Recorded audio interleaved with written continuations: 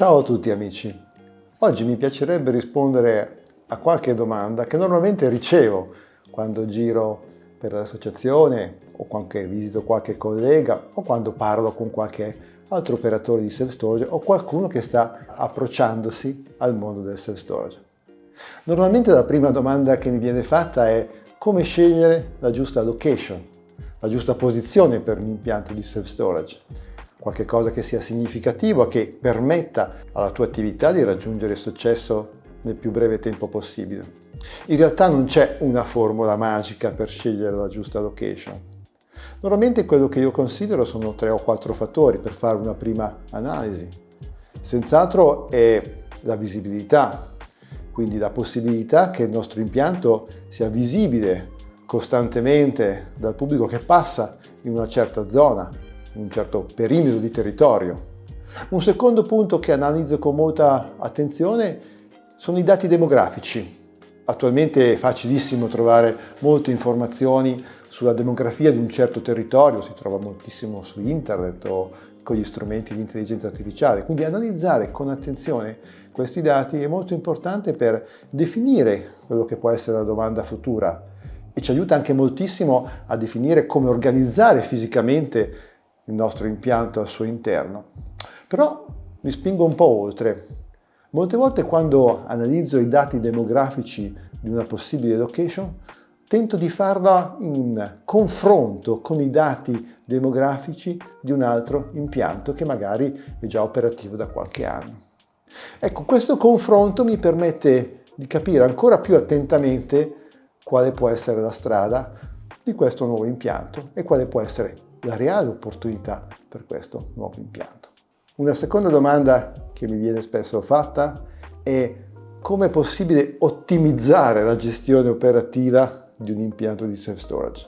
Naturalmente quando parliamo di ottimizzare intendiamo di ottimizzare i costi, quindi di rendere ancora più efficiente la nostra struttura dal punto di vista economico. Ecco, qui si aprono un po' diverse possibilità. Oggi abbiamo la possibilità di fare impianti tecnologicamente molto avanzati, poi parleremo magari anche delle tecnologie disponibili per la nostra industria.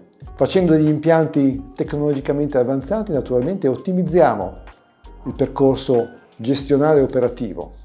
Utilizzare gli strumenti poi di analisi del mercato e di controllo del mercato ci permette di avere sempre informazioni aggiornate da confrontare con quelli che sono i nostri KPI, perché un altro elemento importantissimo per ottimizzare la gestione operativa è quello di avere delle idee molto chiare.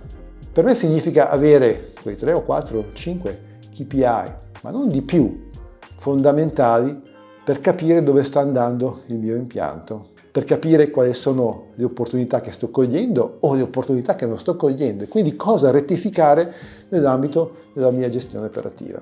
Altro fattore importantissimo per ottimizzare la gestione operativa è la scelta corretta delle risorse umane che ti affiancano in questo percorso. E riagganciandomi al discorso delle risorse umane e poi al tema di come fidelizzare i clienti, di come convincere i clienti che il nostro servizio è quello che stanno cercando e che anche il prezzo è adeguato al servizio che riceveranno, ecco il tema delle risorse umane è molto importante. Oggi parliamo di tecnologie che ci permettono di avere impianti automatizzati, ma ciò non vuol dire che non c'è più l'uomo, vuol dire che l'uomo magari non sta seduto in un ufficio in quello specifico impianto che chiamiamo remoto, ma sta seduto da un'altra parte, che risponde al telefono, risponde ai WhatsApp, ai messaggi, che risponde alle email. Ecco, la scelta delle risorse umane è molto importante. Dobbiamo essere molto attenti, scegliere persone che vengono dai settori corretti e compatibili con la nostra industria, ma soprattutto lavorare molto sulla formazione. Io quando parlo di formazione nella mia vita professionale, nella mia azienda, ma anche in generale con gli amici, con gli altri imprenditori, non intendo soltanto quelle che si chiamano le hard skills. Quindi le competenze di utilizzare i sistemi informativi, di saper fare il contratto, di saper incassare una fattura. Io intendo sempre di più le soft skills, la parte di capacità del nostro personale di generare empatia e di entrare in rapport con il cliente.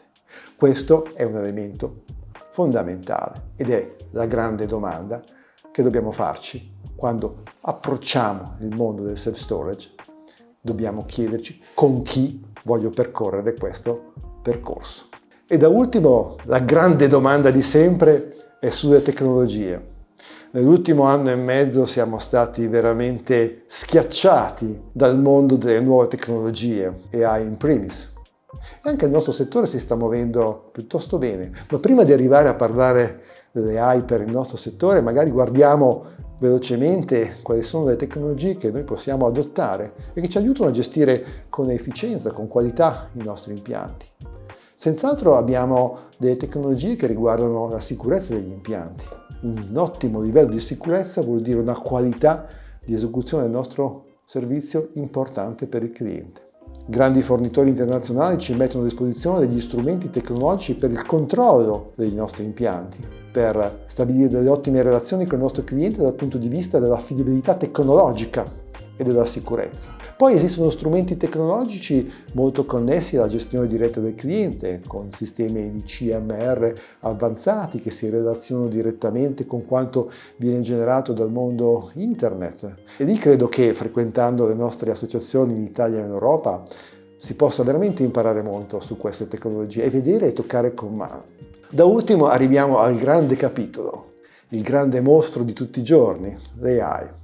Ecco, leggendo le riviste del settore e parlando con colleghi si vede già qualche cosa che viene applicato, al di là della semplice applicazione del nostro buon ChatGPT che tutti fanno nel proprio ufficio per scrivere l'email al cliente o per gestire delle informazioni.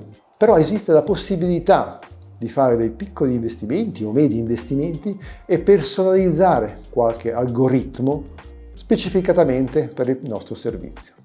Algoritmo che può essere completamente integrato sui nostri sistemi informatici o informativi ed essere di grande aiuto e di grande ausilio a tutti i nostri collaboratori e anche alla nostra gestione. Io vi ringrazio e come sempre sono a disposizione di chiunque vuole farmi una domanda direttamente o indirettamente e cercherò di rispondere sempre in modo esaustivo a tutti. Ciao!